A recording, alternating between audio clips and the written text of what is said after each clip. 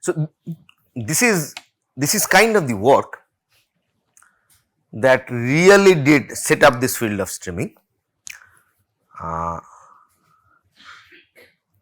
There were streaming algorithms which were kind of precursor to this, and like someone was talking of, I did discuss a variant of Lajolet-Martin, Mr. Grice. These are streaming algorithms.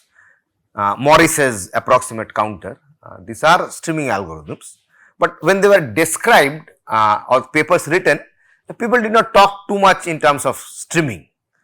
But this paper actually did set up the theoretical basis of it. So, it was a paper in a journal called JCSS. It was a paper in the mid 90s of the earlier century, 1995 if I remember correctly, and this was a Gödel Prize winner.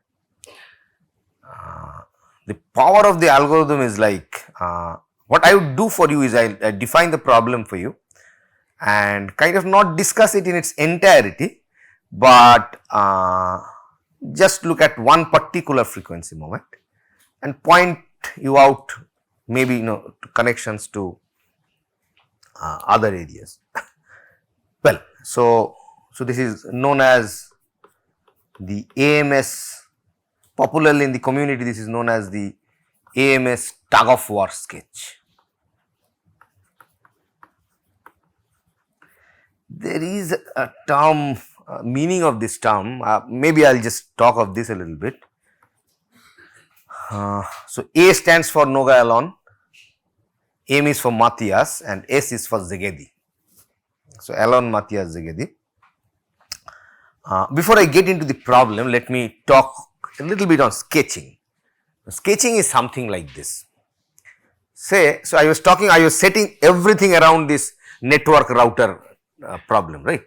So, say for example, you had this network routing, this small computing device on the network router computing something for you today. So, there was a stream sigma 1 for today, right, and say you have computed some function over this stream, something. Now, the network router traffic has to do its job again on the next day. So, there is again a stream sigma 2.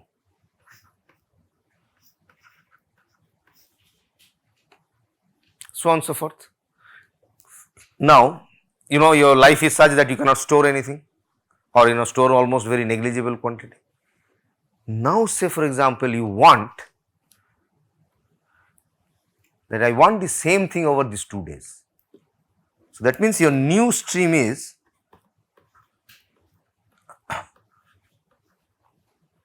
and you want to compute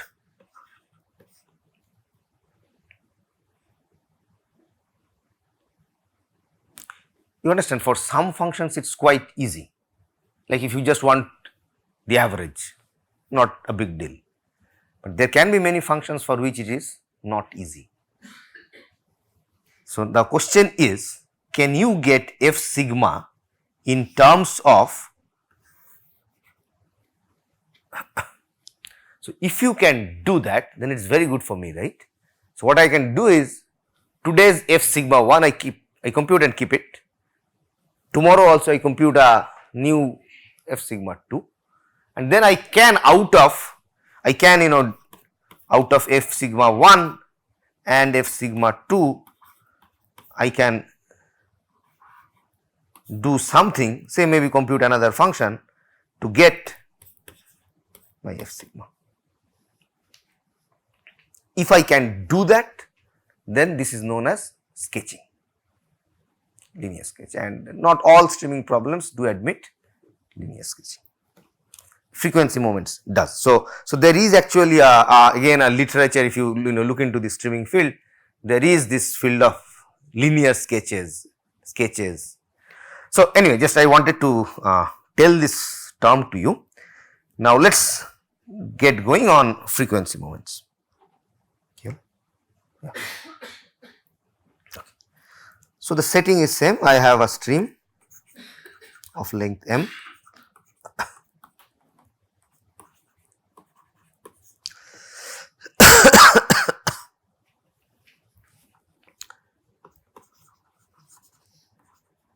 each AI belongs to the same setting. Now, the stream implicitly defines a frequency vector.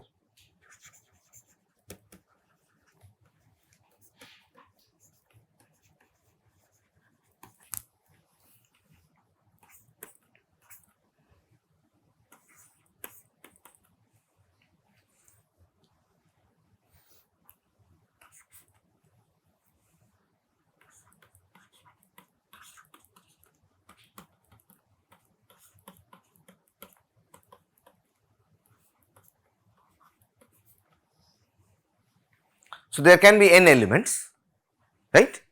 Each one appears in this stream with a certain frequency.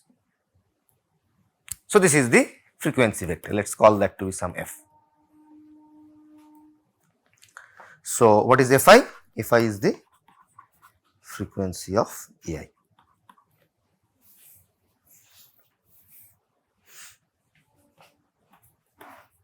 What is summation of Fi?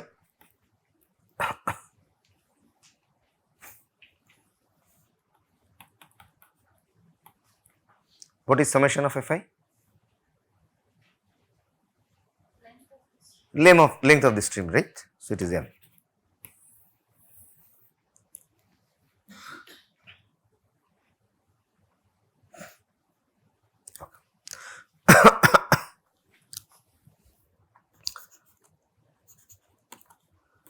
So, the kth frequency moment is defined in the following way.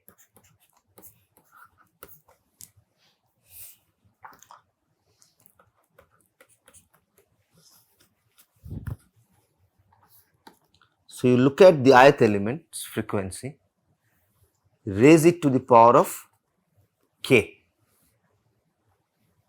For our case, k is an integer, but even it works for real case for certain ranges of k's, but for our case k is a positive integer, fine. Okay.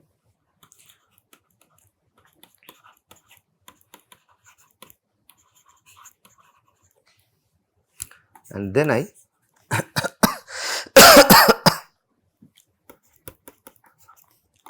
sum over all.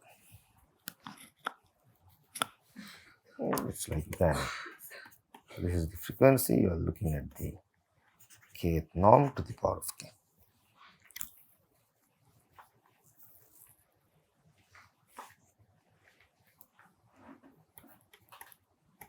So, what is F1?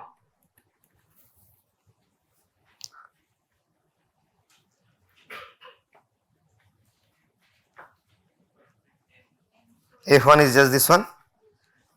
Okay. What is F0?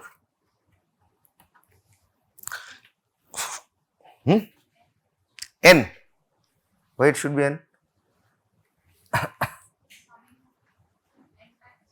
0 to the power of 0, why should I bother about frequencies which are 0?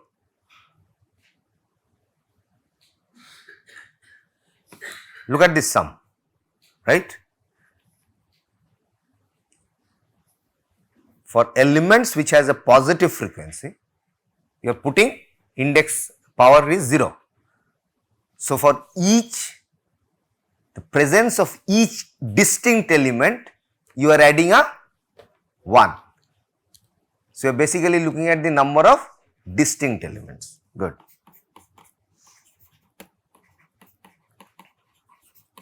So, you straight away understand this is an important thing. And I had tried to convince you that frequency moments has other uses in figuring out distributions and stuff. So, this turns out to be a very useful thing to compute. Again, there is an impossibility result which tells you that if you have to exactly compute this Fk, so the algorithm that we would study is actually this for k equals to 2. Right. So, we will be interested in F2. So, that means I am looking at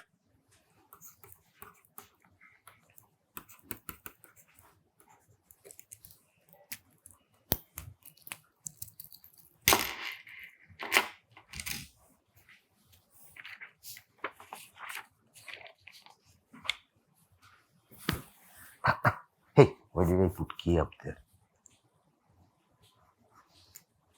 This is N.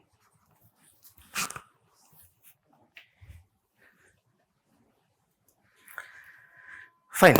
Think of finding this sum. So, you have a stream, elements in the universe coming. So, you get one element.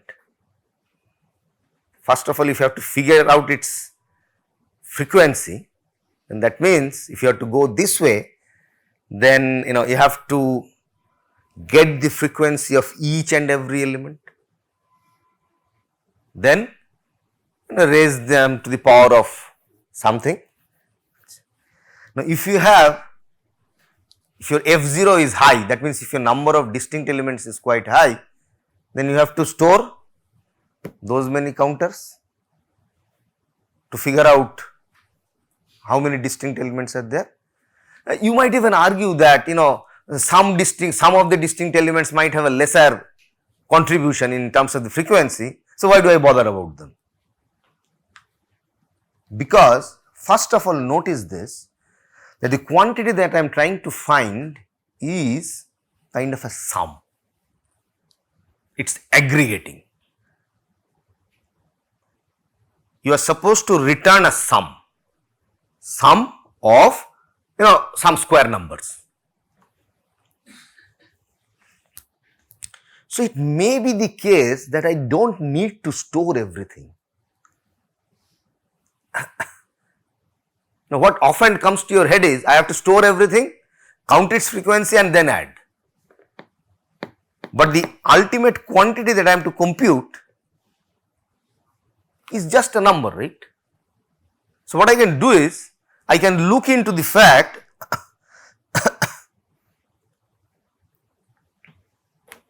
so say this ith element comes, ai comes, I add up 1 to the sum, aj comes, I add up 1 to the sum, I keep doing it. But the catch is I have to in some way figure out the frequency of ai, right?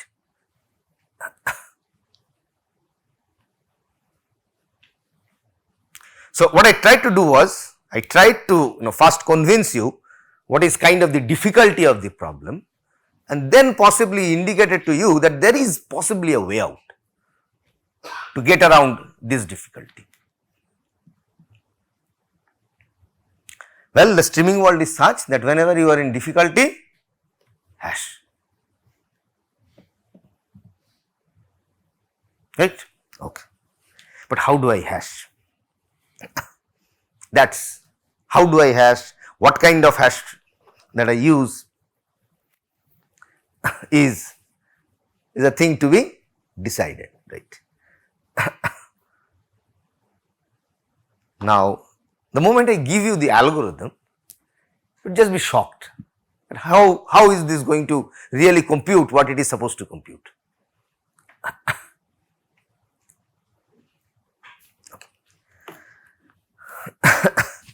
So, my initialization step is, as Venkatesh and Devoshi has already told you, that how you can design good hash functions, good meaning good for the present context, and the amount of independence that you require out of this hash function. So, choose a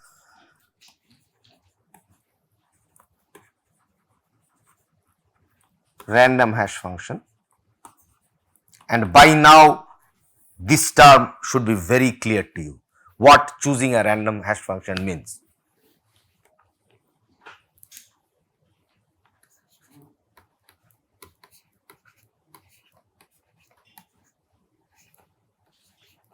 I will give you this range of the hash function a little later from this also will come later. We will figure out what kind of independence we need.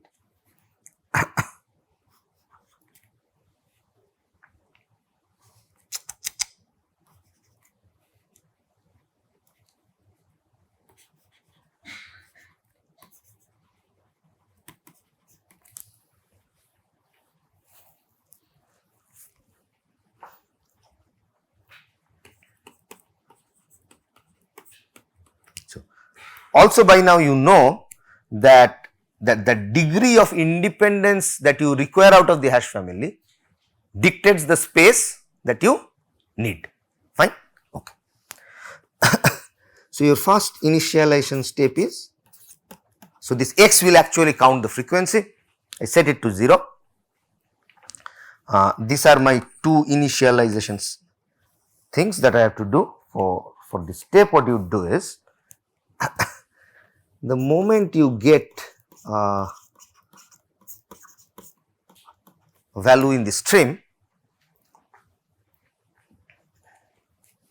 sorry,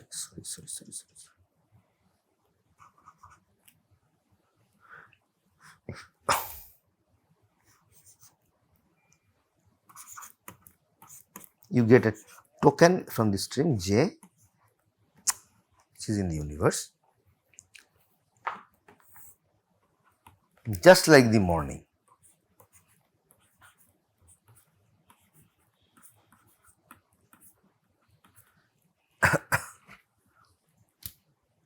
Just this does it. A suitable hash function, but this hash function is still not very clear to you, right? I am kind of making it hazy for you, but what I am telling you is, I look at this value, x is the counter which is kind of storing the frequency moment value, and I am getting a stream. What I am doing is, I am passing it through a hash function of certain range which is not yet fixed for us. We will fix this soon, and requiring certain amount of independence.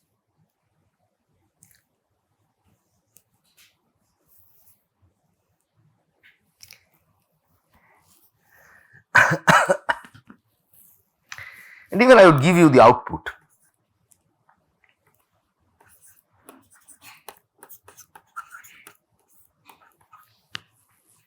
What should I output? So the algorithm has finished.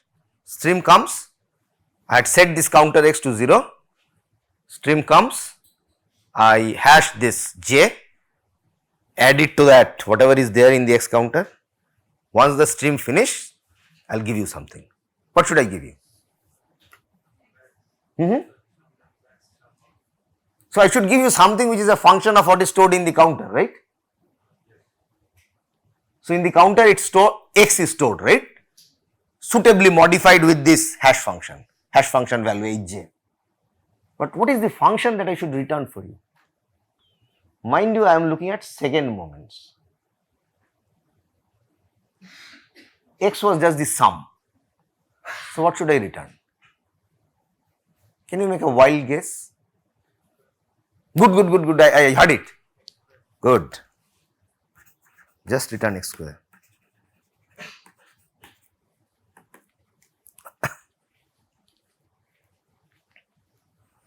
Now, after at least something is clear and some parts are hazy, can you tell me what should be this range?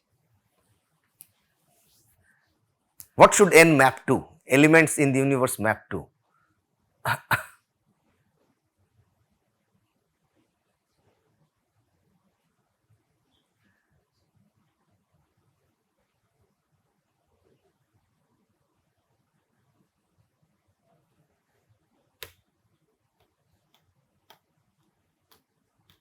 Think of the morning thing, the last thing I discussed in the morning. Come again, someone said something. +1 -1, okay. What made you say so? Yes, there is a square term there, good. You see, these people are all attending tutorials. No, you answered without attending the tutorial, right? That's great. Yeah, that's it. We will fix this independence a bit later. So it's such a difficult problem, and that's just you see the line of codes. Done. So what I have to prove is that this x square that you return is an unbiased estimator of the second f2.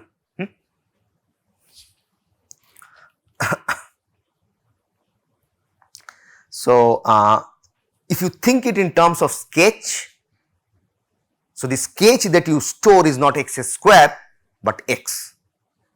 So, say for example, this network company wants to find the F2 for the data that went past on the first day and second day. So, what it would not do is it would not store x square, it would store x for the first day, x for the second day.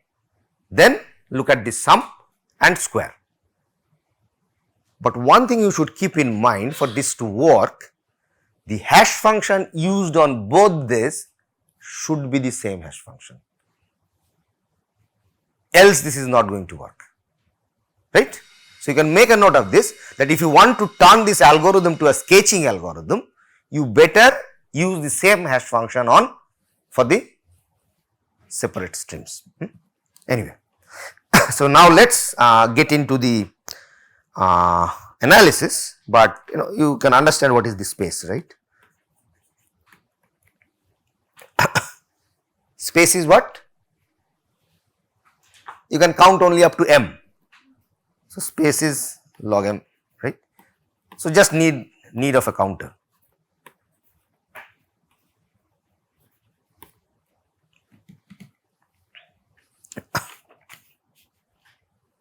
Okay. So, space is need of a counter plus this hash function storage. So, hash function storage is nothing but storing this, by now you know, coefficients of those polynomials, and they come from a certain range. Okay. So, the hash function storage, this will be fixed when I fix the,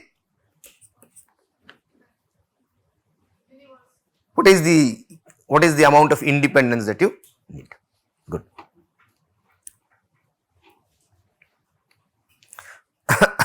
Okay. Now for the analysis.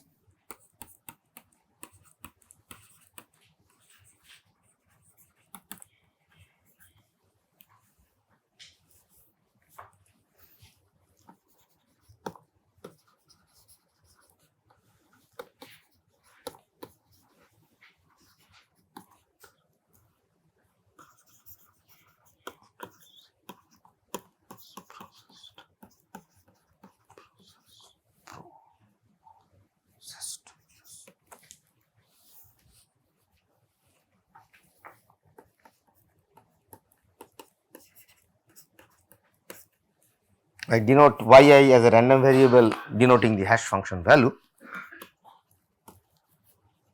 for each I in a n. What I need to prove, required to prove is, for unbiased estimator,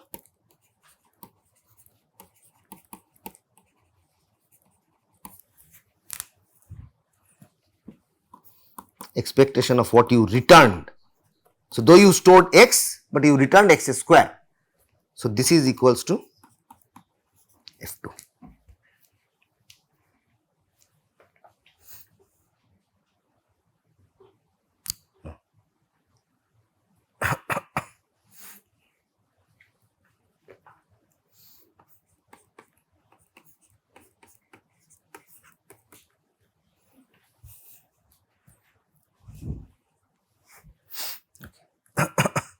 So, just hold on, what was x?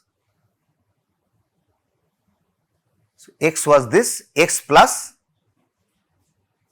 h, right. So, that contribution was coming from, so everything was coming from this y, right. Okay. So, maybe I can make a note of this, that x is nothing but summation fi yi, I equals to 1 to n.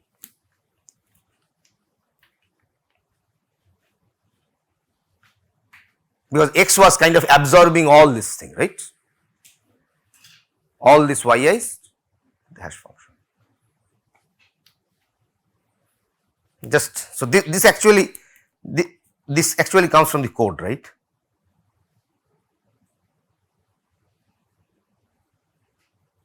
So, this is actually the hash, this yi values, right, they keep on adding.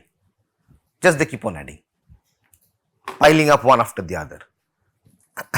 But again the saving grace is this plus minus 1.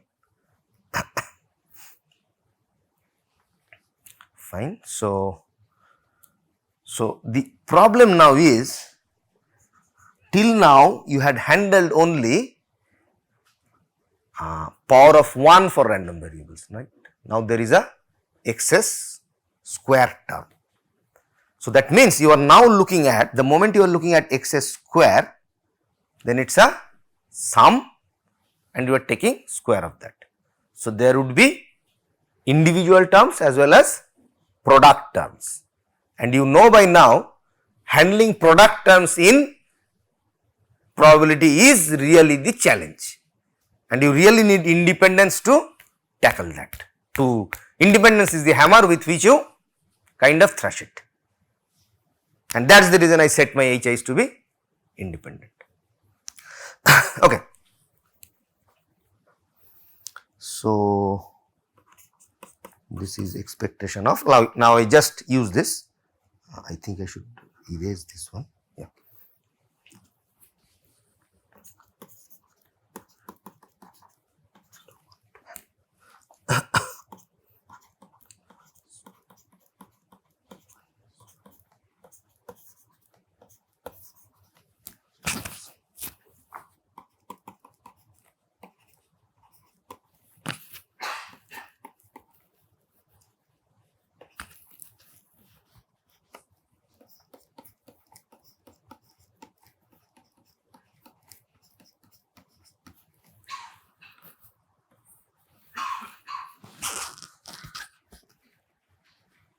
Done, right. So you have this product terms and the sum. Now this yi's take value plus minus 1. So yi square is 1. So the first term is nothing but what I wanted. Good. So I just apply linearity of expectations, where this term comes here, this term gets here, and this is F2 plus. Now notice one thing, Fi's and Fj's, as per the argument in the morning, they are constant for this random process, because the frequency of an element is what it is, there is no randomness to it, right. So these are constants for me. Agreed? Okay. So I can look at this sum as Ij, Fij into expectation of Yi, Yj. Okay. So what is the source of randomness for this Yi's and Yj's? It's coming from the hash function. So now if I want to write this, as, mind you, I have not yet given any independence power to my hash functions, but if I kind of want to write this as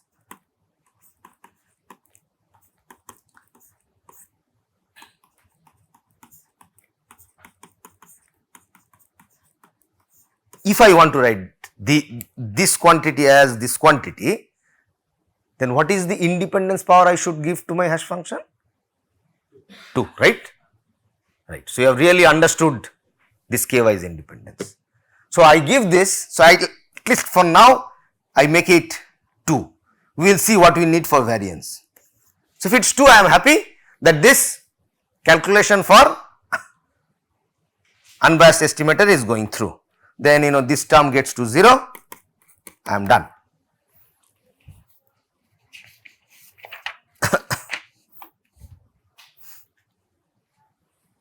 So this is an unbiased estimator. Now pause for a little while and think really why did it work.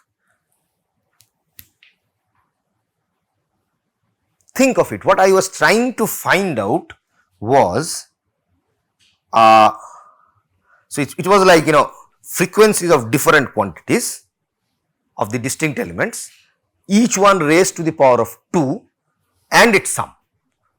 I agree that this is an aggregating quantity, like if I look into f1, it's nice, right? It's just a linear sum, things work perfectly well, but this was a quadratic sum of quadratics, right, raised to the power of 2. Now, why really did this simple algorithm work?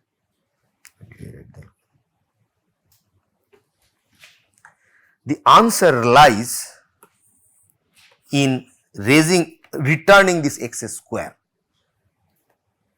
So, what you did was, see, x is just the value that the counter is storing.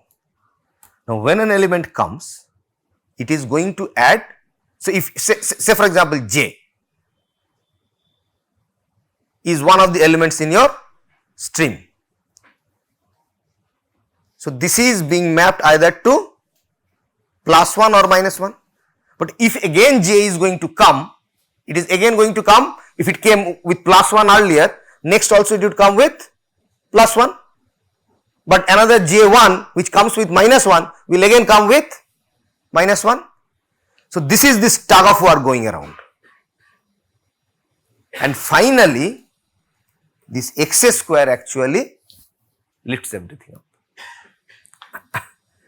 Now, if you really knew something called Johnson-Lindström's lemma, then I could have even given a better explanation of why this really works. But I think Johnson-Lindström is there in the later part, but again then I will not be there. Okay. So, two things to be done, one after which one we have done. It's like we have proved that Alon Matthias Zegedi's algorithm returns an unbiased estimator. So, next is controlling the variance, so that tail inequalities behave nicely. Okay. Now, see, for variance you are looking at square things, already it is x square. So, variance will lift it again to another square. So, now you have to handle terms which have power of 4, and life would not be that easy now. Okay. So, let us get into the variance estimator.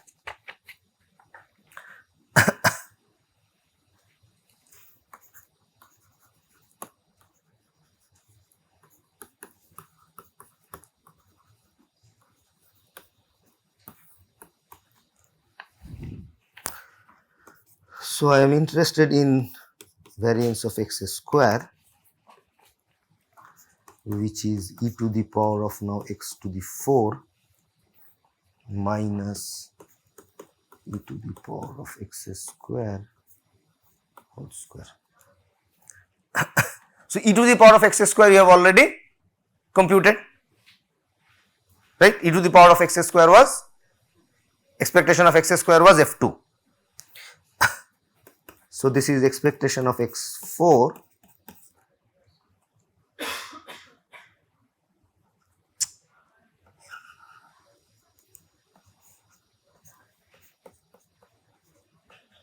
minus f2 square.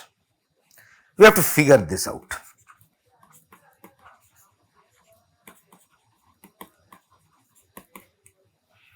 This is not a very nice term to handle, but let us see. Let us write this out.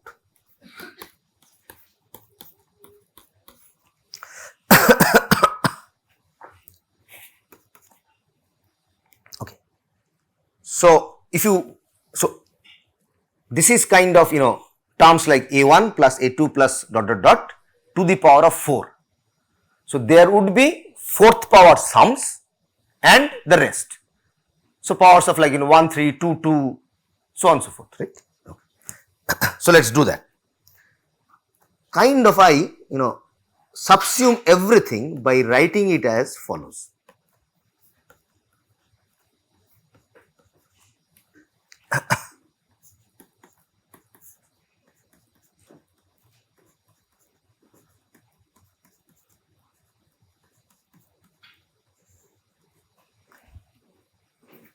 And I look at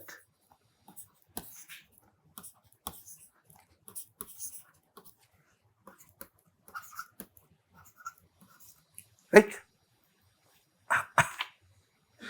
Mind you, I am using this. X to the power of 4 is this sum raised to the power of 4. Agreed?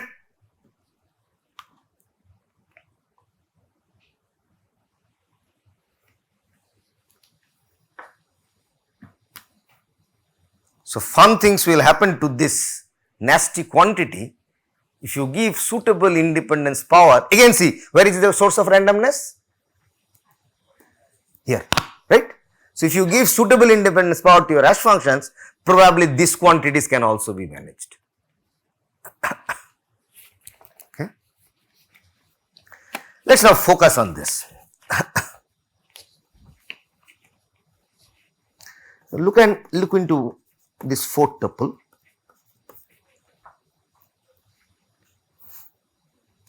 And say look at a term like this without loss of generality, that I does not belong to J, K or L. So that means I is the term that appears exactly once in this fourth tuple.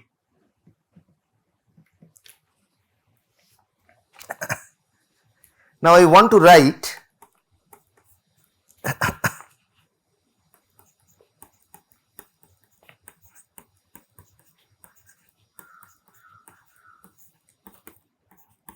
as this.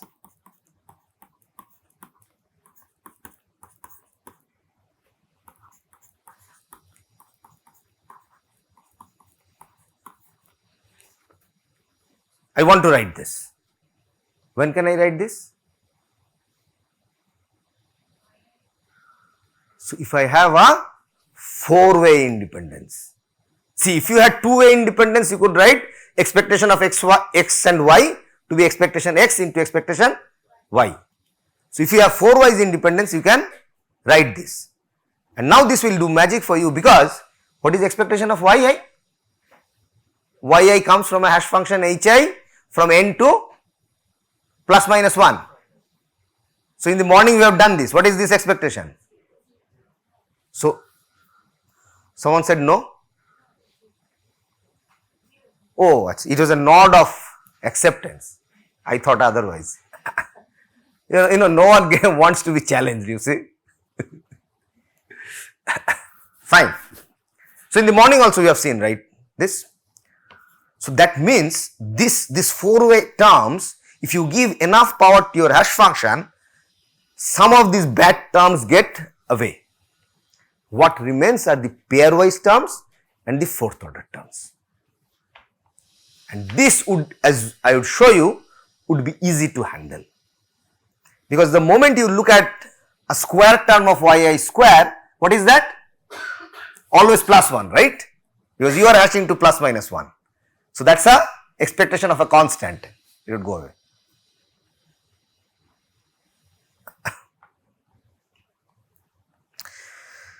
Okay. So, this discussion implies the following. So, the terms of importance are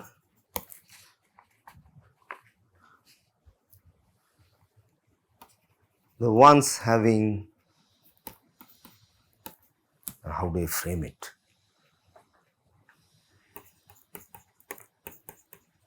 Fourth power or 2 squares, maybe that's the way to put it. So, terms like x to the power of 4 or xi square xj square, or rather terms I should say in terms of y. So, either the terms should be like yi to the power of 4 or yi square yj square.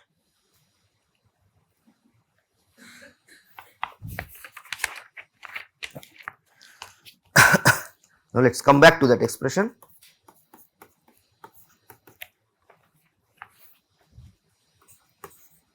Now, we just go through the motions.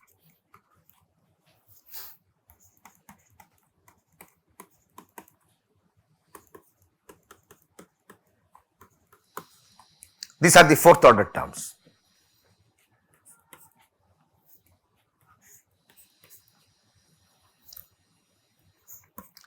Now there would be second order terms.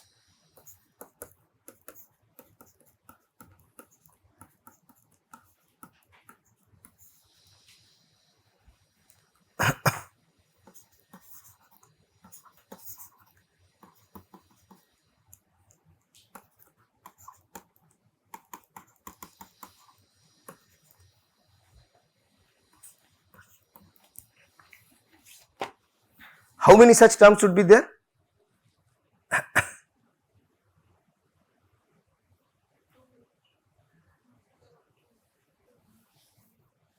So this is a term like II, JJ, right? So if you fix I and j, then you are done. So you had a fourth tuple I, j, k, l, of which if you can fix I and j, these are this I square and j square terms. So there would be 4, choose too many such terms, right? The set is I, j, k, l, and I argued that either the, if you expand this product, I can forget about this 1, 3 and 3, 1 terms. Remaining is the fourth powers or I square, j square, right? So that means the way you can choose 2 out of 4. So this is like 4 choose 2, 6. So now your life is easy. Yi to the 4 is, each yi is hi, right? It's either plus 1 or minus 1. So the first thing computes F4 for you. The next is 6.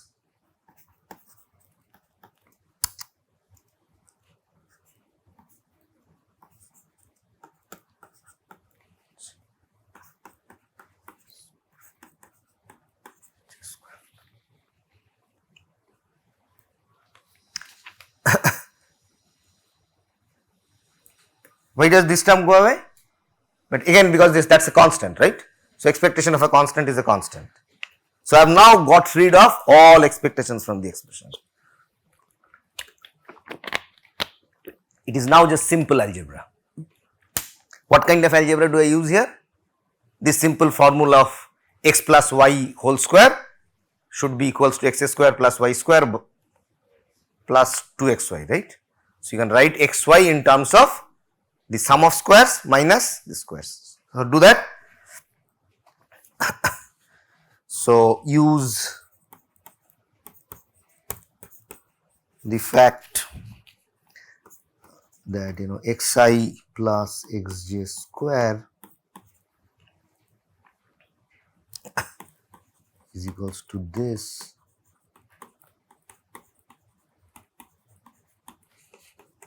implying thereby that xi xj is equals to half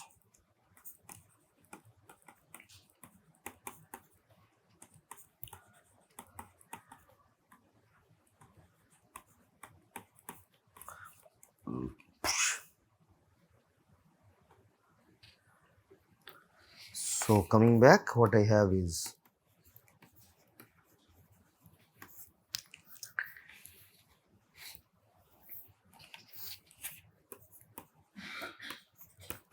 variance of x square is now, I got that f4 term, there was an f2 square term from the beginning, and then I had this 6 ij this terms. This is equals to f4 minus f2 square plus 3, 3 because you get a half here.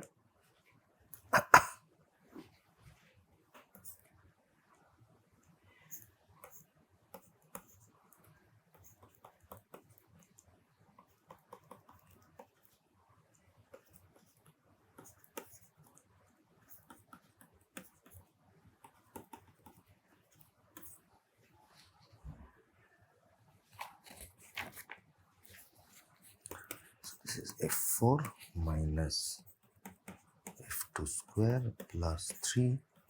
This is nothing but f2 square minus f4. So this is equals to twice f2 square minus twice f4. which is less than equals to twice f2 square.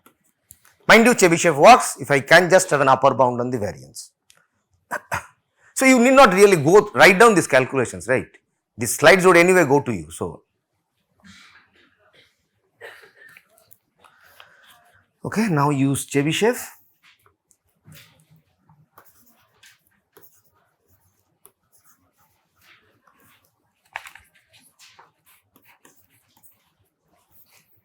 What I returned was x square, f2 was what I wanted, less greater than equals to epsilon into f2. This I know by Chebyshev's formula is variance of x square by epsilon square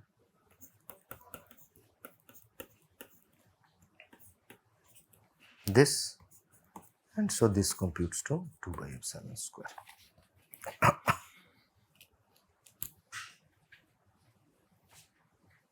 So I have got a control on the variance in terms of the epsilon, the error parameter that was set by the user. Now this is exactly in the Morris setting, right? So I can apply this median of means improvement using Chernoff and to get a final epsilon delta algorithm. So this is your exercise. Use this medians of mean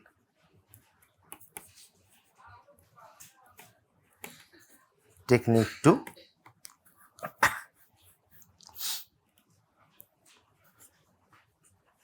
generate an epsilon delta algorithm. Okay. So what was the independence level that I needed to write this? Was 4y's, right? So let us go back and fix it. So now I know everything should come from a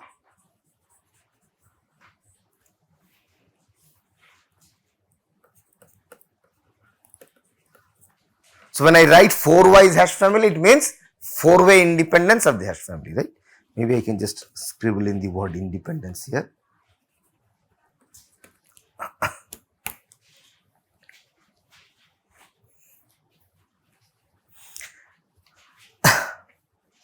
So do you have any questions?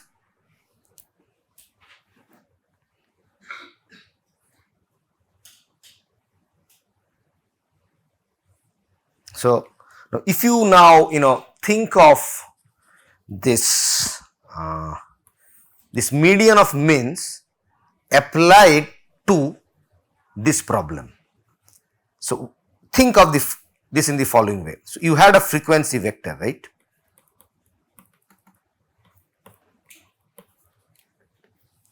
So your stream was nothing but an implicit n-dimensional vector.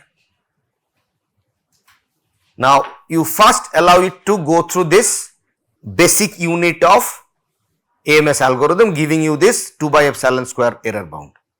So then what does this median of means technique does? There are multiple copies, you aggregate some of them, get an unbiased, so it's like sum of IID random variables, right? Then you have t many copies of them, then you take the median. So you can look at it in the following way, that this vector, which is kind of an n-dimensional vector, you have transformed it into a t-dimensional vector, right? So you remember this Morris's, from there you generated this Morris plus, of which you took there were t many values from which you took the median. So I am stopping at this level just before taking the median. So that is a t-dimensional vector, there are t values in there from which you are taking the median. So this is kind of a dimensionality reduction.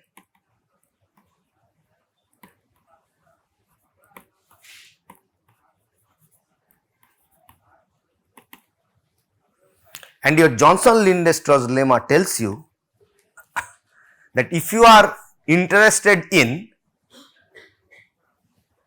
the second norm, L2 norm, that means the one which you know as popularly known as Euclidean distance. If you are interested in that,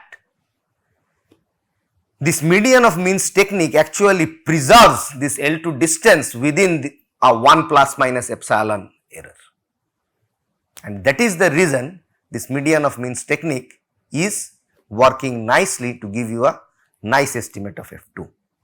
But without a knowledge of Johnson-Linde-Strauss, this would be difficult for you to understand. But what I have done is I have given you a very, what should I say, a hand waving idea. So, once you read Johnson-Linde-Strauss in the next week's lecture, think over this, right. What I am supposed to do was, I was supposed to figure out this, right. This is what I wanted to figure out. So, this dimensionality reduction actually preserves the squared distances with some error,